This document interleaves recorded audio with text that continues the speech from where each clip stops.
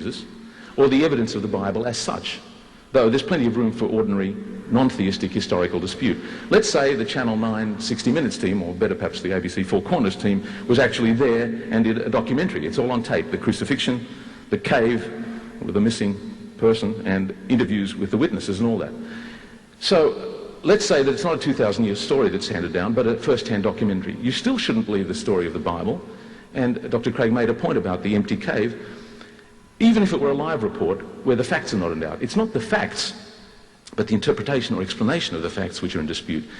Are they best explained by miracles or in some other way? Dr. Craig evidently can't think of any other more plausible way to explain the empty cave besides a miraculous one. I can think of lots. He wasn't really dead, he was just feeling a bit sick.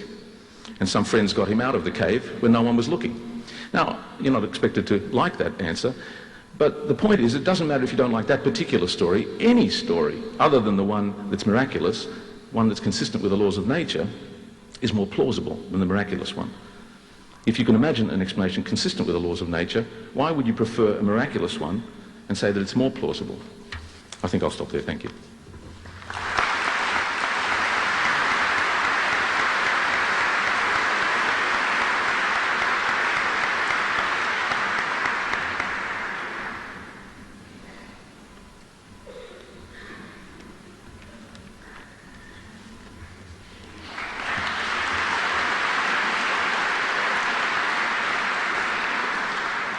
In responding to Dr. Slezik's critique, I would like to pick up first on my third argument concerning objective moral values in the world. And here, frankly, after even reading his material as well as listening to his response, I'm not clear as to which of my premises he denies. My first premise is that if God does not exist, then objective moral values do not exist. And he seems to grant this premise. He says that moral values are rooted in human sentiments, that to commit a moral lapse is something like doing a grammatical error. Now, that's exactly my point. Without God, there is no basis for thinking that human morality is objective. It's just rooted in human sentiments and social conventions. Michael Roos, in his article, Is Rape Wrong on Andromeda, asked the question, would rape be wrong for other intelligent organisms like extraterrestrials? And he says, although the immorality of rape is a human constant, we cannot thereby assume that it will be a constant for other organisms, including extraterrestrial intelligent organisms. Certainly, if we look elsewhere in the animal world, we see that acts which look very much like rape occur on a regular basis. Furthermore, there are good biological reasons why this sort of behavior frequently occurs. If a male animal is prepared to attempt rape on occasion, then he is more likely to reproduce than otherwise. Now, this raises some very troublesome questions. First, how should these extraterrestrials who regard rape as moral behave toward us? What if they're sufficiently similar to mammals to be able to copulate with human females? Now, to their thinking, raping throughout the earth would be morally acceptable. And if we protested, but we humans don't think that's right, then on Dr. Slezik's view, all that they would have to say is, well, that may be your human sentiments, but that morality doesn't apply on Andromeda, as Professor Slezik said. It's just an ephemeral result of your evolutionary conditioning, and our doing this is simply akin to a grammatical mistake. We speak a different moral language than you do, and for us, what we're about to do to you is perfectly acceptable. In fact, suppose these extraterrestrials were as superior to us as we are to pigs and cattle, and they decided to farm the earth and use us for laboring animals or even food. What could we say to show them that what they're doing is immoral or is wrong? There's nothing on an atheistic view that we could do to show them that human morality is objective. But secondly, why shouldn't the sexual predator rape if he feels like it? Extraterrestrials do it. Animals do it. Why shouldn't he do it? Dr. Slezik has no answer to this question. All he can say is that we humans feel that rape is wrong because it springs from human sentiments and conditioning. But so what? There's nothing objectively valid about human morality that would show that such actions are wrong. So I think that he and I basically agree that if God doesn't exist, then objective moral values don't exist. But I maintain that objective moral values do exist, and this is apparent from our moral intuitions concerning moral situations. As the ethicist Walter Sinnott Armstrong writes, the most common way to choose among moral theories is to test how well they cohere with our intuitions or consider judgments about what is morally right and wrong, about the nature or ideal of a person, and about the persons of morality. And in that sense, the apprehension of objective moral values is like the apprehension of physical objects in the world. You can't prove to the skeptic who denies the veridicality of our sensory intuitions that there are physical objects. You can't prove to the moral skeptic who denies the veridicality of our moral perceptions that there is a realm of objectively existing moral values.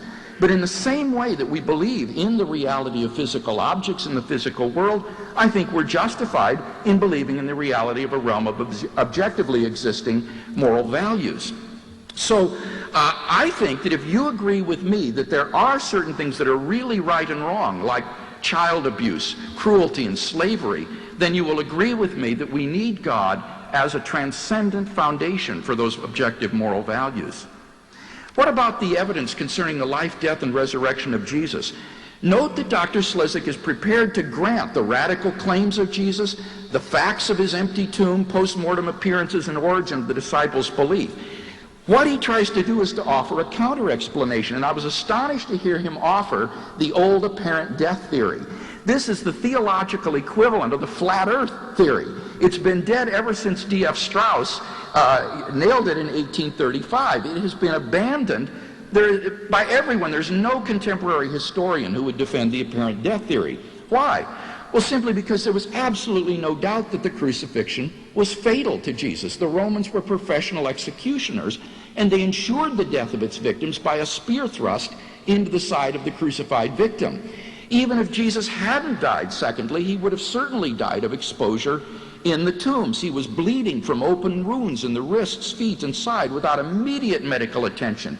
He would have certainly expired almost at once.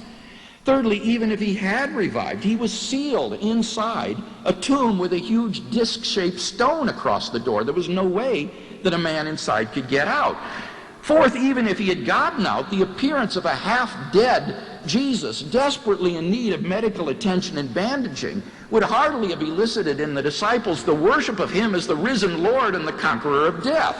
The theory is ridiculous. And the theory finally turns Jesus into a charlatan, which is just a tawdry caricature of the historical Jesus. So that's why no contemporary historian thinks that the resurrection of Jesus can be explained away by apparent death theory. Dr. Slezak says, but it's a better explanation than a miraculous one. I would recommend, if he hasn't read it yet, to read John Ehrman's book, Hume's Abject Failure. That is this prominent philosopher of science's description of Hume's argument against miracles. The argument is completely fallacious. What is improbable is the hypothesis that Jesus rose naturally from the dead. I agree, anything is more probable than that. But that's not the hypothesis. The hypothesis is God raised Jesus from the dead, and there's nothing intrinsically improbable about that. And therefore, I think we have good grounds for believing that the best explanation of the evidence is that the disciples were telling the truth. God raised Jesus from the dead, and that entails that God exists. Finally, my fifth point was the immediate experience of God, and that's yet to be addressed in today's debate. In the absence of any good arguments for atheism, why shouldn't I believe in my immediate experience of God? Why shouldn't? I trust it. Why should I think it's delusory? God is real to me. In the absence of arguments for atheism, why not trust that experience? As for the evidence for atheism, I just want to point out a huge shift of ground on Dr. Slezak's part in the debate tonight. He now admits that the absence of evidence is not positive evidence that God does not exist, but he just says, I don't have a belief that God exists. That, however, is not atheism. Atheism is the view there is no God. What he's describing is mere agnosticism. So even if all my arguments fail, we're still left just with neutral ground, not with any positive reason to believe in atheism or the view that God does not exist, which is what the debate was supposed to be about tonight.